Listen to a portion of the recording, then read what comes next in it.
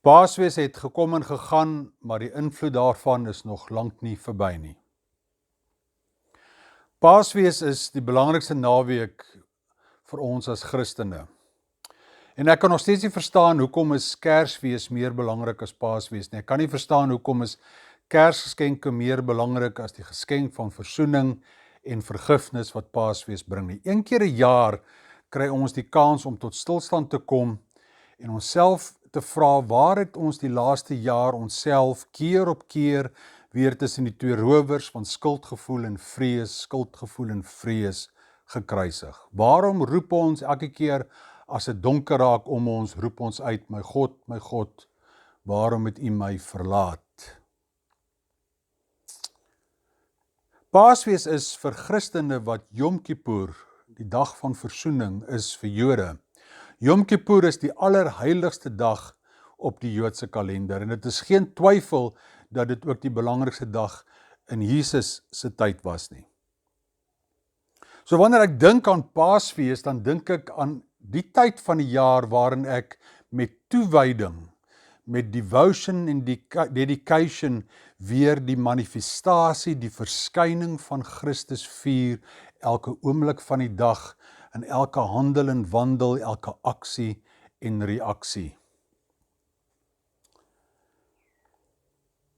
Om Paasfees in die konteks van die Nuwe Testament te sien, moet ons net eers die boeke van die Nuwe Testament weer op 'n tydlyn plaas. En die persoon wat die naaste aan die leeftyd van Jesus skryf, is Paulus. En Paulus skryf sy briewe tussen 51 en 64 na Christus. Dit is 20-30 jaar nadat hy sy Damaskus ervaring gehad het. Die evangelie, die naaste aan Jesus, is Markus, en Markus word geskryf tussen 70 en 72, en Markus geskryf tussen 70 en 72, en Matteus tussen 82 en 85. En Lukas is geskryf tussen 90 en 93, en die Johannes evangelie tussen 95 en 110. Dit is 40 tot 80 jaar na die dood van Jesus. Ek dink nie die Nuwe Testament is ooit geskryf met die doel om 'n biografiese beskrywing te gee van presies wat het gebeur nie. Die Nuwe Testament is nie 'n biografiese geskiedenis nie. In other words, the original purpose was not to tell what actually happened, but to interpret the meaning of what happened. En daarom as mens die evangelies lees, is mens soms verstom dat hoe hulle dramaties van mekaar verskil, hoeveel kontradiksies daar is, want dit wil nie biografiese geskiedenis vertel nie, dit het 'n veel dieper manier van om goed te interpreteer. As ons dink aan Matteus en Lukas sê, Jesus is in Bethlehem gebore, Markus maak geen melding van Bethlehem nie, en Markus begin sy evangelie om te sê, Jesus is van Nasaret van Galilea. Ook Johannes het geen assosiasie wat hy maak met Jesus in Bethlehem nie. Hy sê Jesus is van Galilea. En as jy nog nie in Israel was nie, Galilea is so 126 km van Jerusalem af, 130 km van Bethlehem af. Ook die sterwingswoorde van Jesus. As ons dink aan Matteus en Markus, het net een sinnetjie, een ding wat Jesus aan die kruis sê, en dit is sy sterwingswoorde uit Psalm 22, my God, waarom het U my verlaat?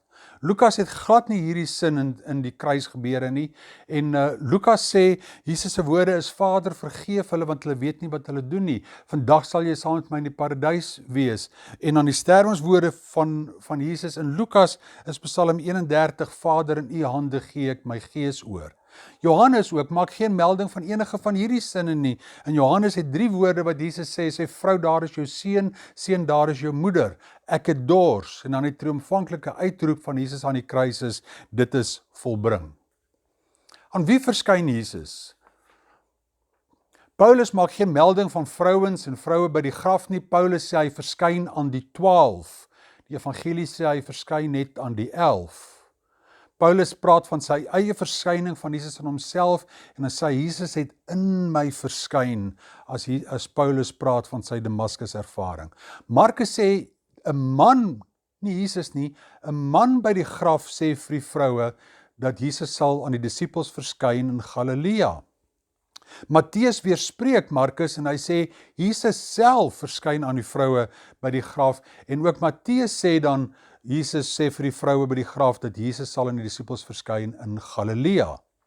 Lukas sê dat die vroue by die graf sien 2 mans staan en hulle klere skitter so helder soos sonlig, en dan hierdie 2 mans sê vir die vroue om vir die disippels te gaan sê, Jesus het opgestaan, en dan gaan vertel vir die disippels sê, julle praat nonsens, en net Petrus gaan kyk, maar ook hy sien die graf is leeg, en in Lukas verskyn Jesus aan 2 mans wat reis van Jerusalem na Emmaus, en hulle weet nie eers dis Jesus wat saam met hulle herken hom nie. Johannes borduur die verhaal verder en hy sê, die disippels kom by die graf, kry die graf leeg, hulle vertrek, en dan verskyn daar engele aan die vroue, en hulle sê vir die vroue, dat Jesus het opgestaan uit die graf, en ook hulle herken hom nie, hulle dink hy is die tuinier. Waar verskyn Jesus? Markus en Matteus sê in Galilea, en Lukas en Johannes sê hy verskyn in Jerusalem. Die 3 dae waarna die Nuwe Testament verwys, as ons dink dat Jesus is in die graf teen sononder op Vrydag en teen sonop op Sondag verskyne aan die vroue, dan is dit 36 uur later en nie 3 dae later nie. Maar as ons die 3 dae verstaan dat dit is van sononder Vrydag tot sonsopkoms Saterdagoggend, van sonsopkoms Saterdagoggend tot sonondergang Saterdag, en van sonondergang Saterdag tot sonopkoms Sondag, dan is dit die 3 fases, dan is dit 'n liturgiese beskrywing wat gegee word vir die Jode wat volgelinge van Jesus is in die tempel, in die sinagoges. So dis liturgiese taal die 3 dae. Ons vier die opstanding van Christus elke dag. Ons vier dit in die manifestasie van Christus op 1000 plekke, op 1000 maniere, in elke aksie en reaksie wat ons het. Die apotheosis konsep in die Griekse wêreld was baie bekend. Dit is die verskyning wat plaasvind van iemand wat 'n baie belangrike persoon was, 'n keiser, 'n koning of iemand groot in die verlede. In die Griekse wêreld, apotheosis, was hierdie verskyning van iemand na die dood was 'n algemene gebruik. Dit was nie vreemd in die tyd van Jesus nie, maar die Griekse werkwoord wat gebruik word om hierdie verskyning van Jesus te praat, hierdie opstanding van Jesus te praat, is anastasis, en anastasis is 'n awakening. Dit is 'n herlewing wat plaasvind. Die anastasis, en die verskyning van Jesus is to manifest something that was hidden, is die woord phanero in Grieks. Dit lyk vir my of die interpretasie van dit wat ervaar is as die opstanding van Jesus baie dieper lê as net 'n biografiese, letterlike geskiedenis wat vertel word. Ek dink die disippels het iets profoundly true ervaar in die opstanding van Jesus, veel dieper as wat ons ooit sal besef. My geloof in Jesus is nie 'n fisiologiese opstanding nie. My geloof lê geanker in die teenwoordigheid van God, dat in Christus is ek in God. Hierdie anastasis, hierdie awakening van Christus is iets wat ek elke oomblik van die dag ervaar as ek net my spirituele oë en ore open daarvoor. Elke keer waar ek die brood breek, soos die Emmausgangers, gaan my oë oop in wie se teenwoordigheid ek is. Ek dink nie die verskyning van Jesus is eers op 'n almanak 2000 jaar terug nie. Ek dink die verskyning van Jesus is iets wat weer en weer plaasvind. Ek dink die openbaring van Jesus gaan nie oor sig nie, maar oor insig. It's more about insight than sight. Vir my is lewe groter as dood. Nie teenstaande die feit dat ek ook sal sterf as mens, glo ek dat ek leef in Christus. En ek wil vandag, wil ek God ervaar in die volheid van sy teenwoordigheid. Ek wil vandag in my handel en my wandel, en wat ek eet en wat ek drink en wat ek praat en wat ek dink, ek wil vandag hemel ervaar. En dit is vir my die verskyning van Jesus. Dit is die opstanding van Jesus. John Selby Spong in sy kommentaar oor Johannes Evangelie skryf, as hy praat oor wat beteken die opstanding van Christus vir die mense van die Nuwe Testament. Dan sê hy, Paul tells us that the Christ consciousness is a real experience that words could never embrace. His call was to enter new consciousness, to become free of the boundaries inside safety and security, to recognize that beyond self-consciousness, there is a divine consciousness that we can enter and experience what Paul called the glorious liberation of the children of God. Matthew tells us all he heard from the risen Christ, go into the world.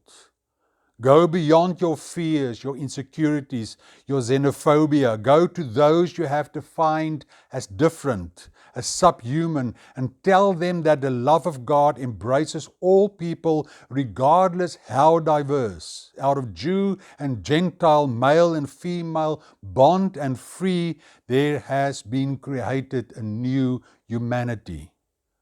Luke hears the death-conquering Christ tells them that they must witness to his life-changing power in their homes, Jerusalem, in the immediate countryside, Judea, in the land of the deepest prejudice, Samaria, and unto the end of the earth, where a universal humanity will be known.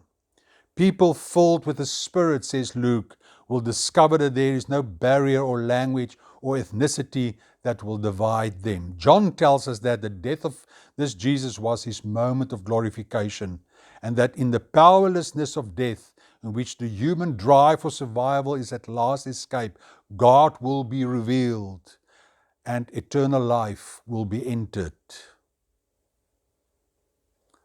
En wanneer die disippels nodig het om hierdie ervaring in woorde om te sit, dan noem hulle dit opstanding. Hulle noem dit resurrection, anastasis. Of course it is real. Maar ons moet nie die waarheid altyd verletterlik nie. Ons moet soms in die groot misterie leef van hoe God my vind, in my omstandighede, in my geskiedenis, in my verhoudings waarin ek leef. Dit is die opstanding. Die openbaring van Christus is dat in Christus leef ons in God. Kan ek vir ons 'n gebed doen, en die gebed gaan ek vir ons afsluit met 'n mooi meditasie. Kom ons word stil.